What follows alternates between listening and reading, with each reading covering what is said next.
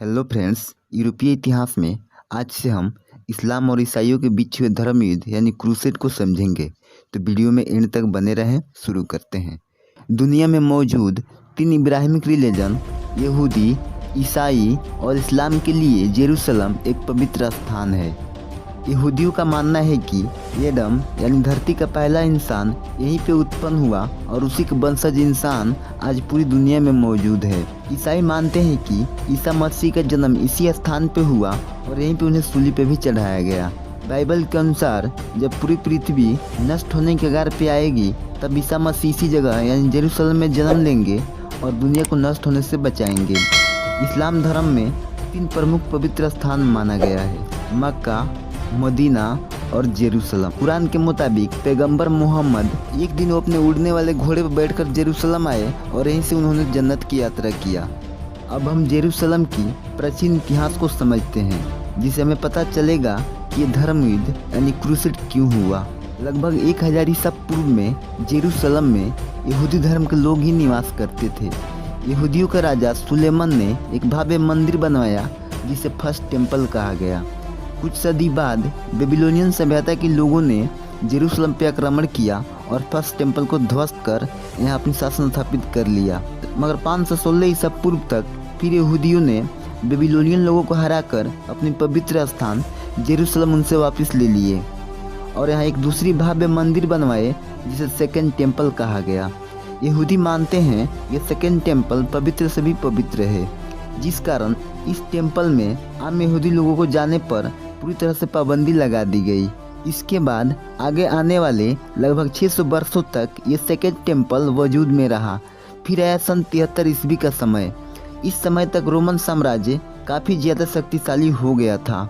अपने शक्ति का प्रदर्शन करने के लिए रोमनों ने जेरूसलम पे हमला कर दिया और यहूदी लोग रोमनों का सामना नहीं कर सके। मजबूरन यहूदियों को जेरूसलम छोड़ना पड़ा। आगे चलकर रोमन साम्राज्य 2 टुकड़ों में बट गया। जेरूसलम आया पूर्वी रोमन साम्राज्य यानी बेजेंटाइन साम्राज्य के हिस्से में। सन 34 शताब्दी ईस्वी में बेजेंटाइन सम्राट कैंस्टेंटाइन ने ईसाई धर्म स्वीकार कर लिया और इनके ही मां ने ईसा मसीह की समाधि के पास एक भव्य चर्च बनवाई जिसे चर्च ऑफ होली सेपल्कर कहा गया। इसके 200 साल बाद सन 621 ईस्वी में इस्लाम धर्म के संस्थापक पैगंबर मोहम्मद एक दिन वो अपने उड़ने वाले घोड़े पर बैठकर जेरूसलम आए और यहीं पे उन्हें ईश्वर का संदेश मिला। उन्होंने इस्लाम धर्म के मानने वालों को कुछ अहम नियम बताए, जैसे दिन में 5 बार नमाज पढ़ना, झूठ ना बोलना, शराब ना पीना इत्यादि। सन 632 ईस्वी में पैगंबर मोहम्मद की डेथ हो गई। इसके 4 साल बाद मुस्लिम खलीफाओं ने जेरूसलम पे हमला कर दिया और बेजेंटाइन ईसाइयों को पराजित कर यहाँ अपनी शासन स्थापित कर लिया। खलीफाओं ने यहाँ एक भव्य मस्जिद बनवाया जिसे अल अक्सा मस्जिद कहा गया। इस समय तक इस्लाम का प्रचार प्रसार काफ़ी तेज हो चुका था। आगे आने वाले कुछ दशकों में धीरे धीरे मुस्लिम खलीफाओं की शक्ति कम हो गई। इसी समय अरब क्षेत्र में सल्जुक वंश का विस्तार काफ़ी तेजी से हो रहा था। देखते ही देखते सल्जुक तुर्कों ने, जो इस्लाम धर्म के मानने वाले थे, उन्होंने कैस्पियन सागर से सटे सभी देशों के साथ साथ फिलिस्तीन और जेरूसलम पे कब्जा कर लिया। खलीफाओं के समय में ईसाई लोग अपने पवित्र स्थान जेरूसलम आ जा सकते थे, परंतु जब सल्जुक तुर्कों का जेरूसलम पे कब्जा हुआ तो इन्होंने ईसाइयों को जेरूसलम में आने जाने पर पूर्ण रूप से बंद करवा दिया। इस समय तक समस्त यूरोपियन लोग ईसाई धर्म स्वीकार कर चुके थे, क्योंकि ईसा मसीह के अनुयायी चर्च के पादरियों ने पूरे यूरोप में घूम घूम कर ईसाई धर्म का खूब प्रचार प्रसार किया था, क्योंकि इसके 1000 साल पहले ही जेरूसलम में ईसा मसीह का जन्म हुआ था और यहीं पे वो मरकर भी जिंदा हो उठे थे। इस समय तक जेरूसलम पे मुसलमानों का ही नियंत्रण था। अब ईसाइयों को लगता था कि जितना जल्द हो सके उतना जल्द जेरूसलम को मुसलमानों से आज़ाद कराया जाए, परंतु वहाँ सल्जुक तुर्कों का शासन था और सल्जुक तुर्कों से जेरूसलम को आज़ाद कराना कोई आसान काम नहीं था, क्योंकि सल्जुक लोग काबिल योद्धा थे। इस समय तक यूरोप में सामंतशाही प्रथा काफ़ी ज़्यादा प्रचलित थी। सामंतवादी लोग अपने क्षेत्र विस्तार के लिए एक दूसरे से युद्ध करते रहते थे। इनमें सबसे प्रमुख थे नॉर्मन जाति के लोग, क्योंकि ये लोग अच्छे खासे योद्धा थे और अधिकतर यूरोपियन देशों में इनका ही शासन चल रहा था। और सबसे बड़ी बात, ये लोग भी ईसाई धर्म स्वीकार कर चुके थे।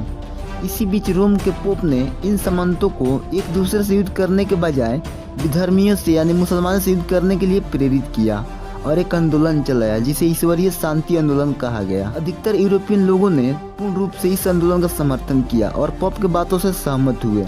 इसी बीच सन 1092 ईस्वी में अरब शासक मलिक शाह की डेथ हो गई, जो सल्जुक वंश का था। इनके मरते ही इस्लामिक साम्राज्य टुकड़ों में बंट गया। अब यूरोपियन ईसाई लोगों को मुसलमानों से जेरूसलम आजाद कराने का एक अच्छा मौका मिल गया। पोप अर्बन II बीरो की भूमि फ्रांस गए और फ्रांसीसियों को जेरूसलम को मुसलमानों से आजाद कराने के लिए प्रेरित किए, क्योंकि नॉर्मंडी फ्रांस में था और नॉर्मंडी में रहने वाले लोग नॉर्मन जाति के थे, जो एक कुशल पूर्वक लड़ाके थे। उधर जेरूसलम पे शासन करने वाले सल्जुक तुर्क भी एक बेहतरीन योद्धा थे। पोप के कहने मात्र से ही ईसाइयों की एक बहुत बड़ी सेना जेरूसलम को आजाद कराने के लिए तैयार हो गई, जिसमें नाबालिग बच्चे भी शामिल थे। अगले ही दिन यानी 1096 ईस्वी को ये सभी सेना जेरूसलम के लिए स्थल मार्गों से चल पड़ी, जिन्हें क्रूसेडर कहा गया। इन सभी सेनाओं का नेतृत्व पादरी पीटर और नॉर्मन नेता बोहेमियन कर रहे थे, क्योंकि बोहेमियन को ही जेरूसलम का शासक बनना था। रास्ते में क्रूसेडर सेनाओं ने उन सबकी हत्याएं करते गए जो इनके खिलाफ थे। साथ ही इन्हें बहुत सारे कठिनाइयों का भी सामना करना पड़ा, क्योंकि रास्ता बहुत लंबा था, जिस कारण बहुत सारे लोग वापस लौट आए और अधिकतर लोग भूख प्यास से मारे गए। फिर भी लगभग 3 साल के लगातार सफर के बाद क्रूसेडर जेरूसलम पहुंच गए, जबकि इन क्रूसेडर्स के आने के बारे में जेरूसलम में रहने वाले मुस्लिम लोगों को पता ही नहीं था। क्रूसेडर्स ने अचानक से जेरूसलम पर हमला कर दिया और इस तरह ईसाइयों और मुस्लिमों के बीच पहला धर्म युद्ध शुरू हो गया। हालांकि जब ये 1096 से यूरोप से चले थे, तभी से ही फर्स्ट क्रूसेड की समय सीमा माना जाता है। जैसे आप कभी भी पहला धर्म युद्ध पढ़ने के लिए बैठोगे तो आपको इसकी समय सीमा 1096 ईस्वी से लेकर 1099 ईस्वी तक मिलेगा।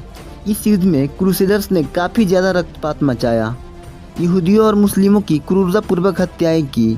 फाइनली इस फर्स्ट क्रूसेड में मुस्लिमों की हार हुई और जेरूसलम पे ईसाइयों का कब्जा हो गया, मगर ईसाइयों ने जेरूसलम को 4 भागों में बांट लिया। इस तरह मुस्लिम साम्राज्य के लोगों ने जेरूसलम को अपने अधिकार में लेने के लिए फिर से ईसाइयों के खिलाफ दूसरा धर्म युद्ध छेड़ दिया, जिसे सेकेंड क्रूसेड कहा गया, जिसे हम नेक्स्ट चैप्टर में समझेंगे। वीडियो को लाइक करें, चैनल को सब्सक्राइब करें और शेयर जरूर करें।